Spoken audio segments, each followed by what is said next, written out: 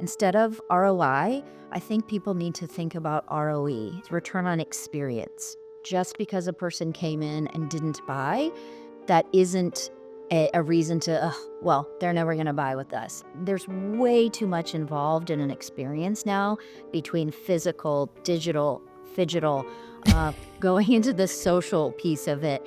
It may take a year for a customer to purchase or convert, but it was worth every step of it. Retail is a challenging beast, navigating the ever-changing technological impacts of things like e-commerce and AI, all while facing the consistent ebb and flow of customer wants and needs. Today's guest, Kate Fannin, has weathered these storms across companies like Estée Lauder, Nordstrom, Neiman Marcus, and Gap, all while maintaining her consumer-first focus. On paper, she's a marketing leader, but in reality, she considers herself a retail realist and consummate consumer. Kate truly walks the walk and talks the talk, having gone from the sales floor to beauty editor all the way up to executive leadership in marketing and consumer technology. Now, Kate's breaking out on her own to bring all of that experience to support more organizations at once as a consultant in order to cement herself as a global leader in the field. This is episode 3 of Tiffany's podcast. Hello and welcome to today's episode. I am thrilled to be joined by the amazing Kate Fannin. Kate, how are you doing today? Fantastic. Thank you so much. I'm so excited to join and have a really engaging conversation. Oh my goodness, likewise. And before we get into some of the heat of the conversation, I've got a really important question right off the bat. For a brand that you're not related to, who do you find is killing it right now? Oh, that's definitely e.l.f. They are doing phenomenally well in targeting the right audience, the right product offering, the collaborations they've done, and their CMO. She's so dynamic, and she's out there and preaching about the brand in such a positive way. So I really admire what they've been doing. Oh, I totally agree with you. It's been incredible watching that evolution. And from one brand, a lover to another, I totally relate to everything that you're sharing. And let's bring a little bit of the spotlight onto you, Kate, because you have had such an incredible career path. I mean, as the former executive director at Estée Lauder Companies with close to 10 years there, and most recently overseeing consumer behavior and technology, and then layering on working across marketing and retail, consumer technology and IT for companies like Gap and Neiman Marcus and Nordstrom. I mean, it's just been unbelievable.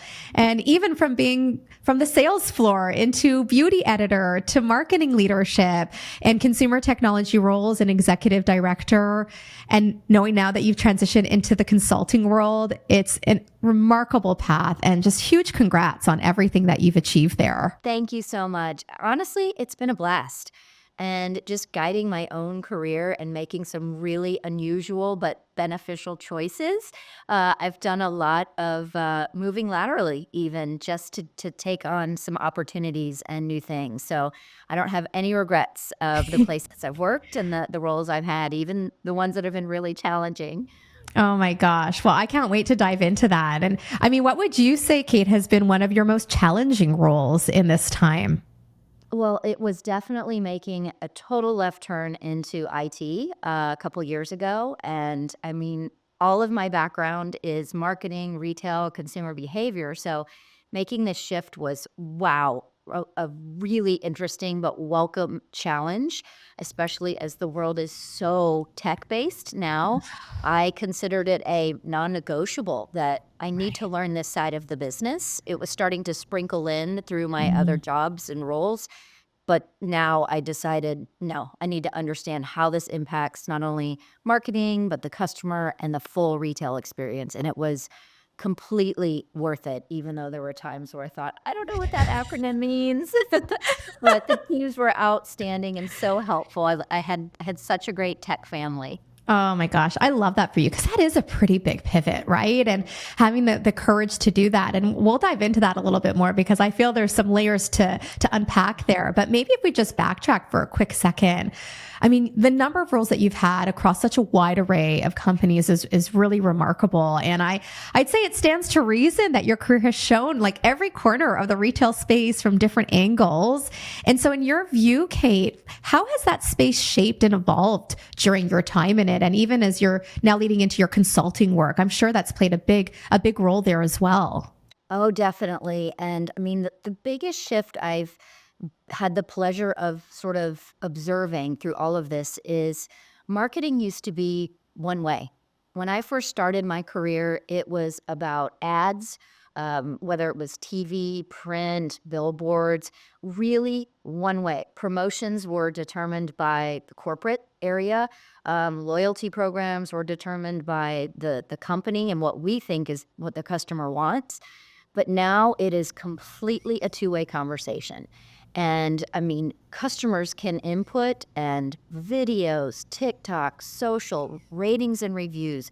They're in charge at this point. And if we're not listening or the brand isn't listening, you won't be successful because those days are gone of just push out the information.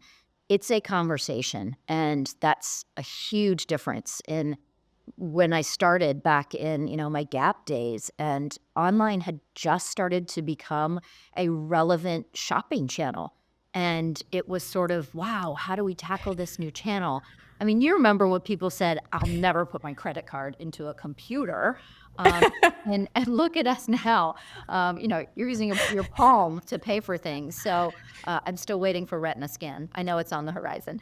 But yeah, this whole evolution and observing it from my roles has been phenomenal because I could take a step back and say, but what is the customer, what do they want?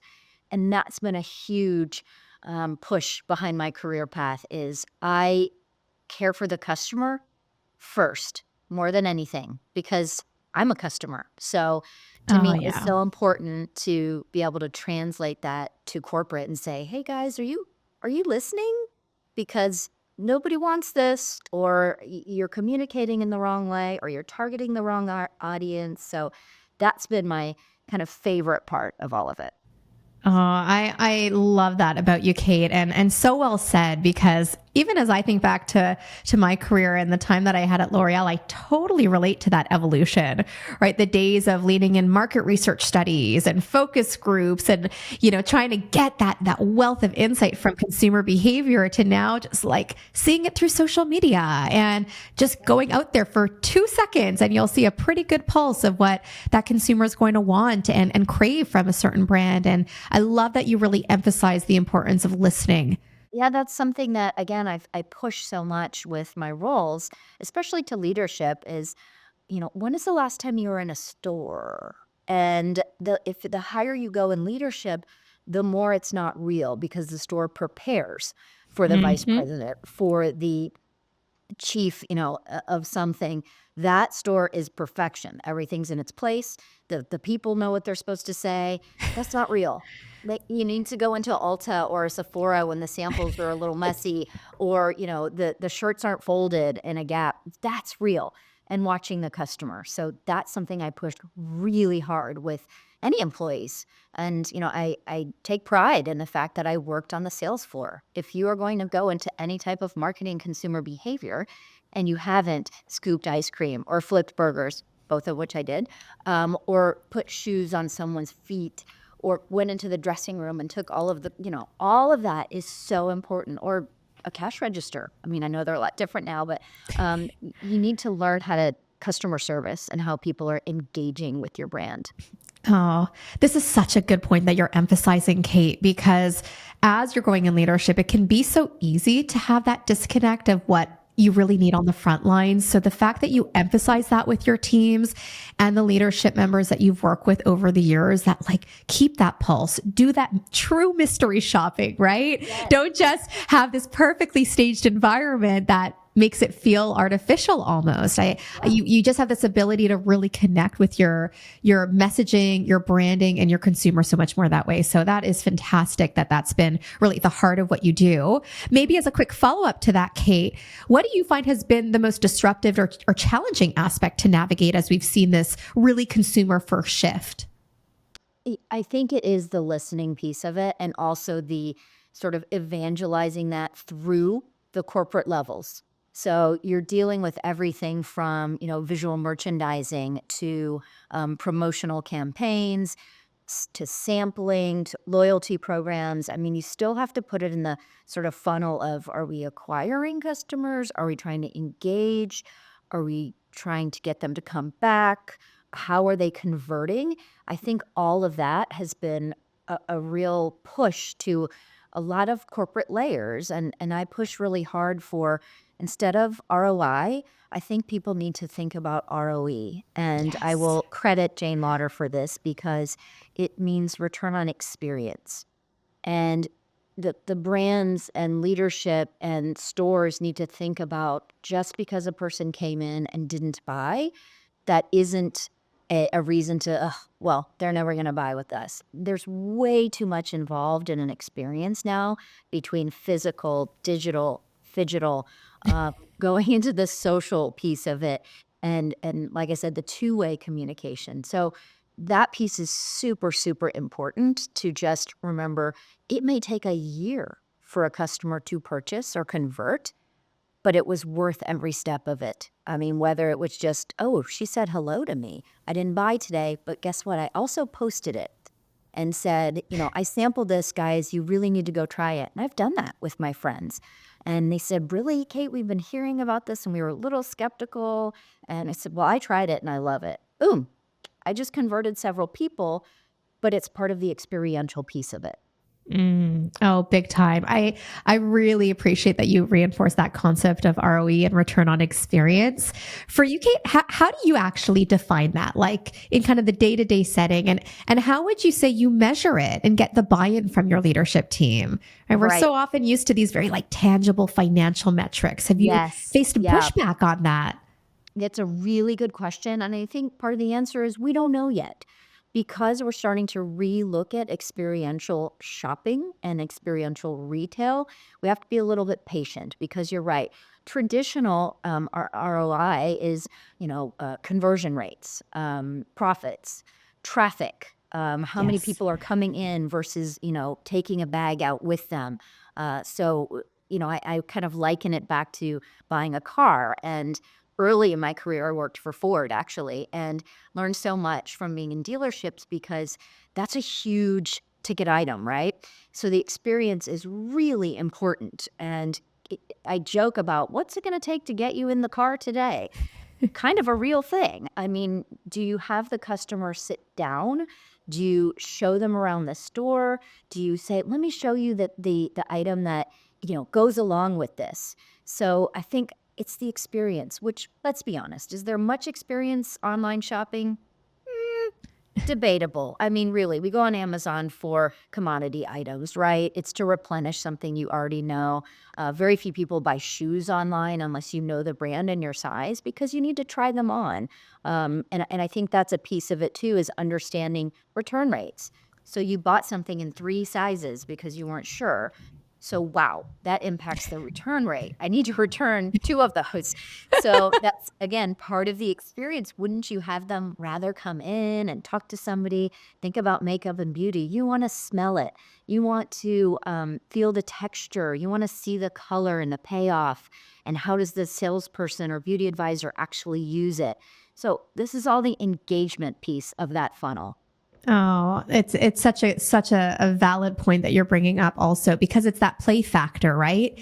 You want to be able to be exposed and see it firsthand and experience it firsthand. And I'm sure you've seen this also, Kate, with your experience with consumer technology and how that's impacted the brands that you've really managed around integrating, AI and different types of technology elements there to try to replicate that in an online environment. It's always going to be a little bit different than in that physical space where you can really feel and breathe and live it. But how do you find that's kind of compared to kind of the physical and online space? Are we getting closer? Do you feel like we still have a lot of work to do there? I don't think it is a case of blending online and offline. People shop in every channel, and I sort of joke about omni-channel. The word is very outdated. It is channel agnostic, and that's because if I'm a brand, I really don't care where you shop with me or how, because a lot of it is going to be contributing to your experience with my brand. So you might look and research online, but you want to go buy it in the store. And that's why I think content versus context is very important. So if you're throwing me all these things in visual and 3D online, it's cool content, but I'm not sure I wanna experience it that way. And let's Mm, not forget that online and even AI is two-dimensional. You can't smell it, you can't taste it, you can't touch it. So that's a huge part of the physical, environment, and I think it's really interesting that even during the pandemic, online did not outperform offline in most industries because it's still not experiential. You yeah. can't buy, nails and wood and those things online. You have to go to Home Depot. You have to make sure everything fits. You're not gonna buy a bag of screws typically online. And the other piece is that it's the link selling, and that's where from a brand perspective, it's hugely important for your salespeople and advisors. Can they link sell? Can they say, Mm. "Oh, I see you're looking at this. Can I show you what goes with that?" If you're at Victoria's Secret, if you're looking at bras, it would be crazy for them not to say, "Oh, you need the matching set. You need the matching panties with that." Same with makeup. "Oh my gosh, that's a beautiful lipstick on you. Let me show you the liner." And also, if you don't know how, that's the other piece that is so engaging in the physical environment. Because you can look at how-tos. I mean, everybody loves YouTube, and TikTok does some great how-tos, and I love that they're on real people, and they'll tell you, Yes. "I tried this, guys, and it's really hard." But I think that's another piece of it is breaking down the barrier of it's really intimidating to go in Yeah. certain especially skincare, can be extremely intimidating. I still have Mm. clients who ask me, "I don't know what a serum does, Kate," and they're embarrassed, and they should not be at all. And I'll tell them, "This is the step in your routine. You can do 2 steps or you can do 9 like me." I just enjoy it. And I like just love me, it. guilty, It's guilty. fun, you know? So, yeah, everybody experiences things differently, but we need to be open to that versus, "Here's how Oh. we're promoting it. Here's how we're showing it." Those days are 100%. Oh, yeah. I mean, that's really well put, Kate. And I see it firsthand as well. So the fact that you're also very much at the forefront of this makes total sense. I'd love to come back to something that you were talking about a little earlier about, your transition away from retail and marketing into IT and how that was a really, really big shift for you. And I imagine that was quite a big transition and finding the confidence to leave your comfort zone and move into a different area of focus is challenging even for the most confident amongst us. So yeah. what would you say for you, Kate, were maybe like the top three factors that helped you make that shift? And really knowing that it was just such a significant pivot, what helped you gain that confidence to just go for it? Well, part of it was, kind of on accident. I had started working in the QR code space and NFC, and so I was just starting to talk to the IT folks a little bit, and I was so passionate and still am about, the customer experience and the in-store experience, and so I was the first one to question a lot of it, and that's why, Mm, I use the term I'm a retail realist. I'm the first person that is going to ask you, have you talked to the customer about this? Would you use this experience? And is it solving a pain point?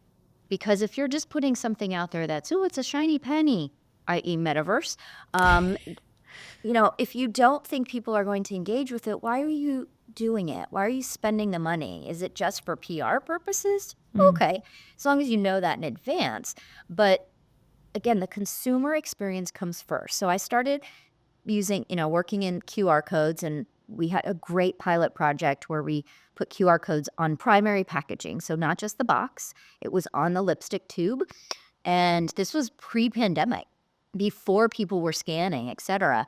And then we sort of launched it during pandemic, which was really great timing because no one wanted to touch anything. And then, fast forward to everyone's tired of QR codes. Give me the real menu, right? So that started getting me into this technical space, and mm, one of the other reasons that I did it was trust of this mm. company and people I had worked with, and that I had already been working with them and thought, "They're gonna be great to work with," and they never saw me as a, "She's a marketing girl, she just shops," It was more, I was so impressed when our CIO at the time, he said, I want you in this department. We forget that there's a customer and user when we install technology. And so I felt so honored that they wanted my perspective that was very different. And, IT used to be very much about here's your laptop, here's your phone. And now it's really part of the entire online, how it all works together, AI, putting all of the story together so that it's seamless for the customer. And Mm, that was the end um, sort of inspiration that they are thinking full circle and how does technology impact in all these various channels and spaces. And yeah. of course, I would raise my hand, to say, "Oh, we want to put this gadget or widget in the store," mm, and I'd also have to ask, this is a great idea, but are you training the sales staff Mm, appropriately? And if they're not into it, good luck. Because if they don't understand it, they don't think it offers a benefit, or they just don't know how to use it or get the customer to use it, you're sunk. You need a technology or anything for that matter that solves something like tap to pay. Awesome. I mean, and certainly that was a much larger company that would, or and whole market and industry that installed that. But it solved a convenience pain point of going through your mm. wallet and getting your cards and all of this. So that's definitely great. But other that you've seen that, wow, there's a lot of screens in here, or my face is huge. If they're, those are, what are you doing? I don't We like need some that. backup over here. Yeah. Yes. Uh, Shining a light where you say, wow, let me look at your skin. You have some, I don't. Imperfections. Right. So some of it can be, a little too much, and I'm glad that brands are starting to tweak what's appropriate. Oh, absolutely. There's two things that you just shared, Kate, I really want to highlight for you for a moment. And in case our audience didn't pick up on this, I mean, the first is this ability to pivot away from an experience into something different and having the courage to go for it, and how you leaned into that, right? Because you're so purpose driven, Kate, in the work that you do, really keeping consumer first always. And you use that as fuel of saying, hey, look, IT is a very different space for me from what I'm used to, but there's synergy there, right? The way that customers use technology is the missing link in so many IT departments that just miss the boat on that altogether. And so you used this incredible foundation that you had to make that shift. And I really hope our listeners are really paying attention to that takeaway, because making those types of pivots are 100% possible, which leads to my second piece that I love that you shared, which is the support system, right? Having the buy-in, having the encouragement, which I know you mentioned from the CIO at the time, but I'm sure, Kate, that was a function of how you've nurtured those relationships and how you've shown up for yourself and how your team had shown up for themselves as well. And so those two things together are very powerful. And I'm so glad to know that it just worked out that way for you, and probably inspired a lot of those that were working under your leadership and saw that firsthand. It was scary to do, but and that's the other piece. It takes a lot of courage, Yeah. and a lot of resiliency, because there were definite moments where I thought, I don't understand any of this. Mm. But because I was comfortable with the people, I could say, what does that mean? And they would tell me. And at the same time, in trade, they'd say, I don't know what that means in a store environment, Kate, or how do we market this if it's a new technology? And so we worked hand in hand. And, Yeah. and like you were saying, you have to find the synergy sometimes. And that's hard, realizing that two things that don't look like they go together very much can. And Mm. give it a minute. That's the other piece. Even if you're scared and it's really hard, be patient, because it'll start to reveal itself, and you'll see where, okay, I didn't see that coming, but it really works together. Yeah. Oh, this is so good. Okay. I mean, I want to jump, Kate, to some of these incredible career moments that you've had along the way. I know there's been a lot from our initial conversations together. So let's start a little bit with meeting and dining with celebrities. I'd love to know, and I'm sure our audience is really dying to hear, what's been your most memorable experience? And can you share a little bit more on what that was like for you? Was it like a pinch me moment? Like, I can't believe this is happening? Or, Oh, what did that feel like? there have been several, and I don't mean that like, oh, I'm always mixing with celebrities. These were I did not know that they were going to happen. So there was a 100th anniversary at Neiman Marcus, and at that time, all the employees we would dress appropriately. We had the headset on and saying, okay, so and so's coming, and Manolo Blahnik, he has a group around him. We need to back off of that. And I was wearing a Carmen Marc Volvo dress that was on sale with my discount. It was the only way I could afford it. And he was there. And so I'm walking around, with my headset, and he stopped me and he said, "You're wearing my dress." And I said, "Yes, I am." And he said, "Spin, let me see it." And Oh, it was a so fun. And I magical thought, moment. wow, what a neat moment. And that was one of my favorites. And also when I was at Nordstrom, we would come to market meetings with the brands, and it was so much fun. We'd go to Chanel and Trish McAvoy and La Prairie and all these wonderful brands. And at the time, they were selling Oscar de la Renta fragrance. So we went to his atelier, and it was right before Fashion Week. So the designers and models were all throughout, and I thought, this isn't real. And then we went into his office and had lunch with him. And Wow. the real Oscar de la Renta sitting next to me, lovely man. And I realized, what am I wearing? And I was wearing Banana Republic skirt and an American Apparel top.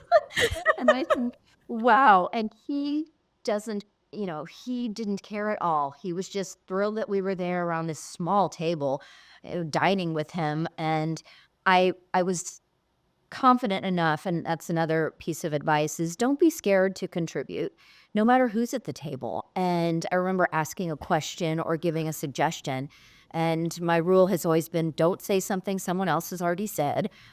Make sure it's unique to the conversation. But I did it, and I've done that at every one of my companies. My goal has been get to know or talk to the CEO in Yes. some shape or fashion. So I have at Gap, Mickey Drexler. I chatted with him, and he got to know me by first name, I was so excited. Karen Katz was at Neiman Marcus, and she was amazing, and I had lunch with her.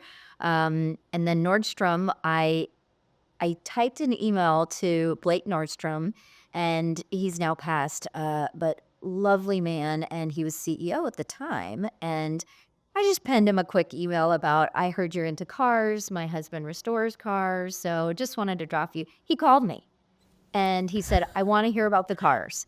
And he invited my husband and myself to his hangar where he has cars, boats, and planes, and walked us around, and never once asked me about, well, tell me about what department you're in, or what are you promoting? And because and when I was at Neiman's, or sorry, when I was at Gap, my boss at the time said, Mickey stopped by your desk. Did you know what your sales and your profits and your net was? And I said, he didn't ask me any of that. He just wanted to chat. And so be bold in how you deal with leadership. And Jane Lauder, same thing. I reached out to her, and we both knit. So, I found that in common. And I met with her once a quarter just because she was so kind to chat with an employee. And Yeah. again, we didn't talk about exactly like, what technology are you? Duh, duh, duh, duh. It was, let's chat about the brand, the customers, the experience. And I'm so fortunate that I got to meet with all of these amazing leaders. And Mm. like I said, I don't mean to be conceited about any of it. I'm so humbled by that I did these, and I put them in my sort of portfolio and bag of lovely victories and experiences. And I've taken, steps back in my career. I've taken pay cuts. I've worked laterally, all of these things, but look what I have to balance with them. I wouldn't have done half of these things if I was only concerned about promotion, promotion, promotion. I need to go straight up. That wasn't it. I wanted to move from, my gosh, I've lived now in Northern California, Dallas, Texas, Seattle, and then now in New York. And I couldn't ask for a more fun way to navigate through my career. This is amazing, Kate. There's so much to unpack there. I just need to take a moment because first off, I mean, what a path, and just helping to guide us through those incredible, once in a lifetime moment types of exchanges. And there's something you brought forward that I really want to emphasize for a quick second, because we see this so much with the clients we support too, that initial nervousness and intimidation to take that shot, make that bold move, have that conversation with senior leadership. And I always come back to the fact that, they're actually craving that so much of the time, because it gets lonely at the top, and they want that connection with different levels of leadership in the organization. And I love that you've taken such a human first approach, that it wasn't even just about the business needs. You took time to understand, what are some commonalities that we have? What are their interests? How can I build a genuine connection with this person? Where, to the point about, your time earlier in Gap, where you were getting asked, did you have your stats handy? Did you know what was coming up? What did they ask? And you're like, they didn't even ask about that. They just wanted to chat, because you took that effort to build a human first connection. And I totally relate, as I've done that extensively with my leadership team in my own growth path as well. And it's served so well to build better business relationships on top of it, right? And they feel that energy. They do. And you have to be confident in what your own brand is. And it takes a while. You don't know that right out of, college or your first corporate job. You're not quite sure what your brand is. But as you go through, you start to develop that. And I've always been very passionate about know your elevator pitch. You never know who you're going to run into.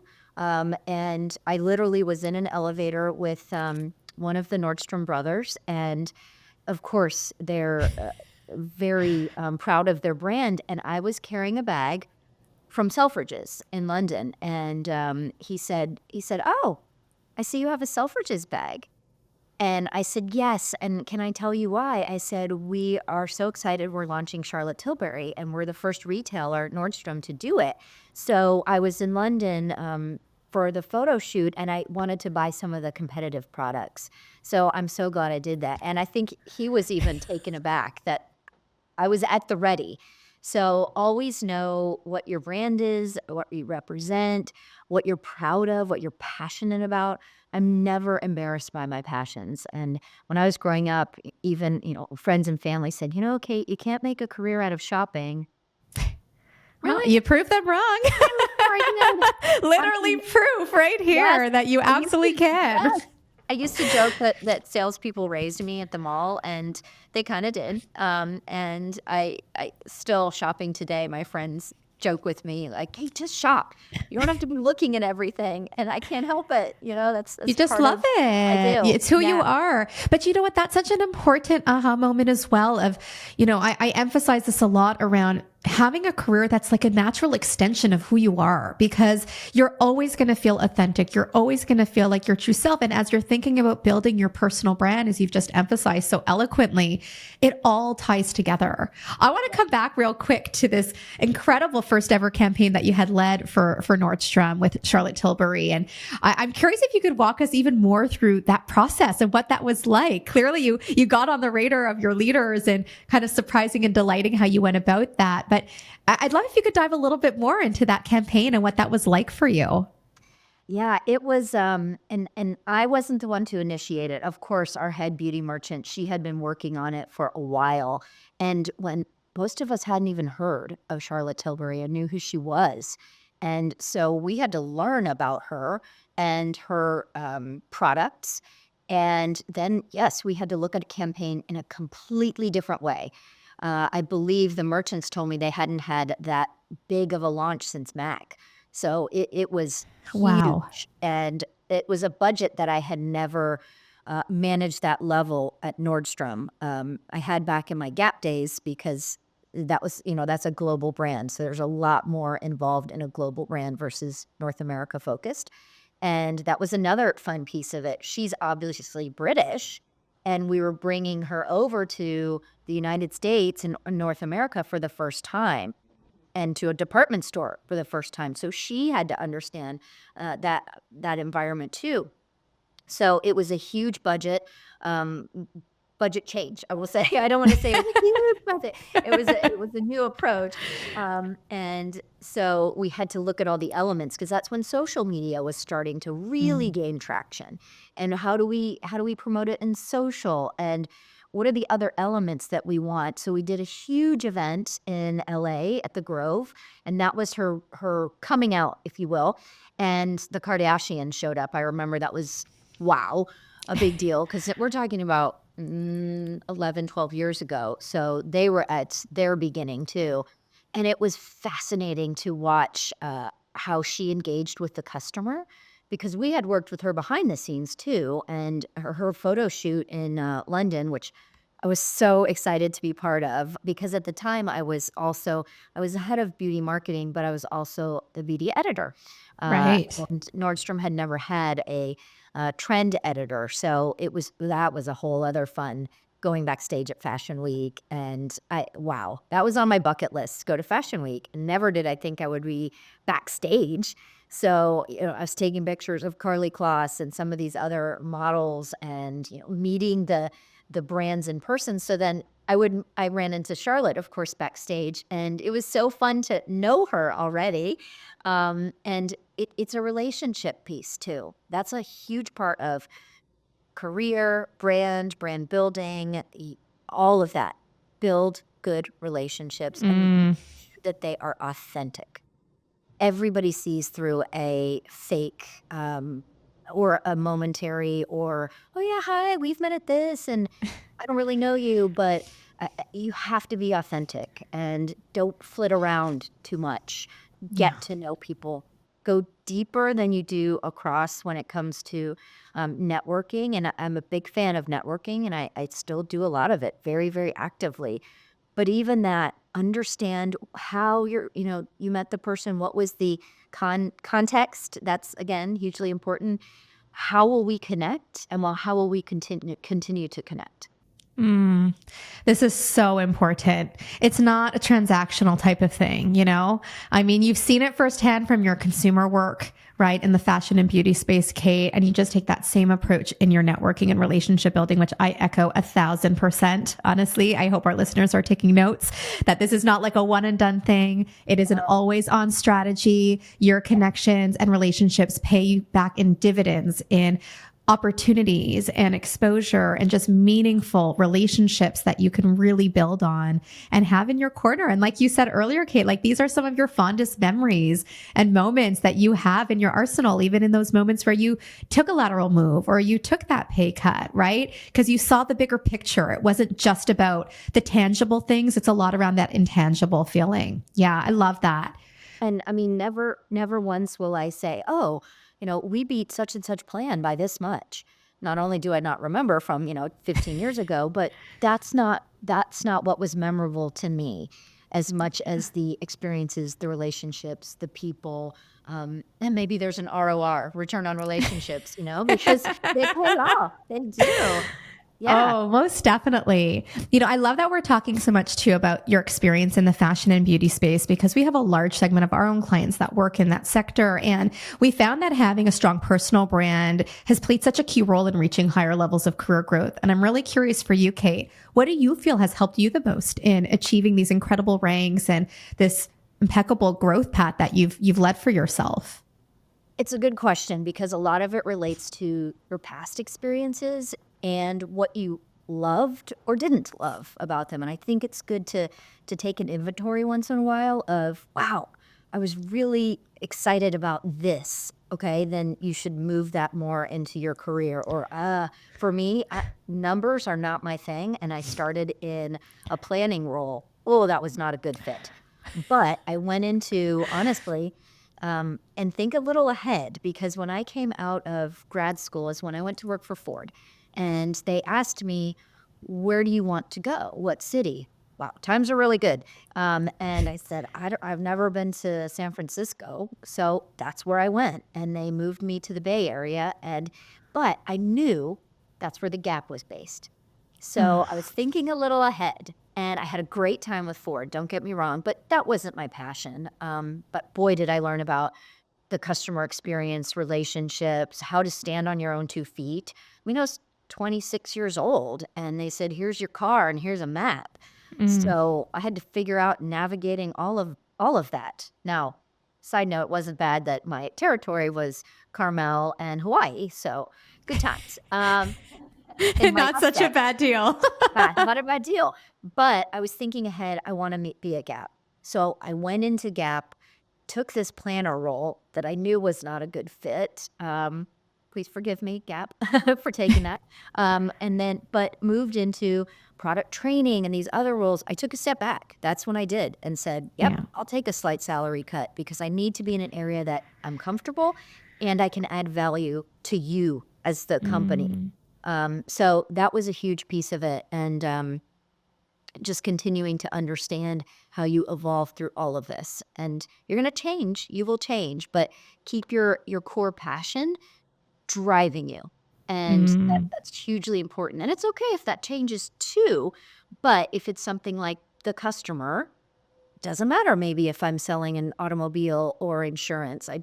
I'm about the customer. Or if it's fashion, then be okay with doing this. Be okay with working for someone that you didn't ever think you would.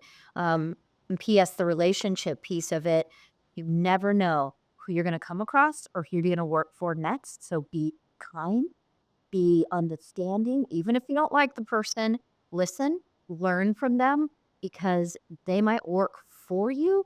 And then in 3 years, you're going to work for them. Mm. It's really important to stay humble. I have some terrific, they were younger when they worked for me, and now they're running their own brands. And I couldn't be more proud and so Mm. excited for them. And they're fantastic. And same with, I saw some leadership that oh my gosh, I looked up to them so much. Maybe they weren't the strongest leaders, but I learned from them. And Mhm. make sure you always take something away, even if it was in a roundabout way. Oh, I couldn't agree more with you, Kate. There's so much that we can learn from those around us. And being humble in those moments, as you've emphasized so well, is key. Never be above the work and never feel like you're better than someone else, because we can constantly learn. I remember there was this one meeting at my time at L'Oreal where our CEO was so vulnerable in this moment, and he just blurted out, in front of everybody, that he purposely hires people around him and is supporting teams that are smarter than him in these key areas, because he's like, I know I don't know everything and I don't expect myself to know everything, but I want to have those A players around me because that's what's going to make us all better. And to have heard that at a pretty young phase in my career, I think I was really grateful for, because it showed, wow, okay, that's a pretty amazing leader to work under. And two, it also inspired a lot of just my philosophy around leadership too. I do want to come back to what you were sharing though, Kate. That's so important around this notion of passion, right? We often hear follow your passion, follow your passion. And I'm curious to get your take on that, and whether consumer brands are your true passion, or is there something else in your work or industry that's the real draw for you? Mm. I've always been passionate about the experience. So, and I credit honestly starting by working in the mall, because that's way before cell phones and internet, and the relationship that you build with a customer was really key to anything. And understanding, what do you like the sell, or do you like to close, or do you like to present? Do you want to be in on the ground floor? Are you an early adopter? Do you have all these innovative ideas? Or are you more comfortable saying, I want it thought through, and then I will take a look, and then I'll edit it, so to speak. Or I want it fully done and then be able to poke holes. That's okay too. All of these are fine. You have to keep your passion, and you shouldn't have to defend it. You shouldn't have to Mm. say, "Well, I'll tell you why it's so awesome." If you believe in it, you're good to go. That's why I'm really excited about sort of being a retail realist. And then I also say that I'm a consummate consumer. Hmm. Whether it's a restaurant, it's food, it's a CVS, it's a luxury Gucci store, I'm always consuming what is happening here. What is the brand trying to tell me? If the brand story is blurry, of course, I start, consulting in my head of, "Okay, this is what I would do. This is how I would fix," all those things. So, but keep your passion alive because that's what drives you to your next role, which you might not have just seen coming. Did I ever see IT in my future? No, and it's been invaluable. So, stay the course, but be okay if you have to Veered pivot a off little. track a little bit. Yeah. Mhm. Use it as that guiding purpose that really helps you show up in those moments of truth and big career decisions and maybe even life defining moments like you've had for yourself, Kate. I mean, I'm so inspired by everything that you're sharing. And I can only imagine how this has played into how you've led your teams and managed your teams. So I would love to know real quick, what would you say are three things that you've done with your teams to keep them inspired and engaged, especially during challenging moments or even during the years of the pandemic where so much was shifting, in the retail space, in the consumer space, and e-com, went through the roof and then kind of went the other way. Like, what are things that really helped you guide them and keep them steering that course? I think you mentioned it too, is showing some vulnerability. It's really important to say, we're a team. We're doing this together. I need your input as much as I can help guide you. Those are things that should work in tandem. And I still really love the Nordstrom inverted pyramid that the customers are at the top, the CEO is at the bottom, and all the layers in between. And what is so important is that you support your team. You're not above them, you're below them on the pyramid. So I love that notion of instead of saying, oh, Tiffany works for me. Nope, I support Tiffany because I'm lower on the pyramid. So I support you up here. And I think that's so wonderful and I try really hard not to say someone works for me.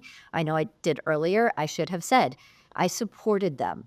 And that's part of a team environment. Or just fully asking, what would you do to your team? I don't know what to do here.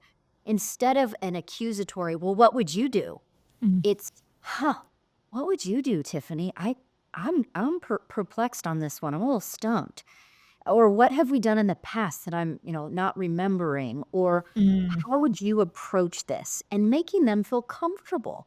Because if you're always up here and preaching to them, they're not going to want to contribute. But start out meetings with a question to everybody. So, okay, guys, it was, this crazy, it was Super Bowl weekend. What ad was your favorite? It- you have to be on their level and you should all be on the same level. So it's all about a team. It's all about being supportive and asking them feedback. Oh, that's another tough one that leaders really struggle with is how do you think I did in that meeting? Oh, did I sound too authoritative? Did I sound like I wasn't open to things?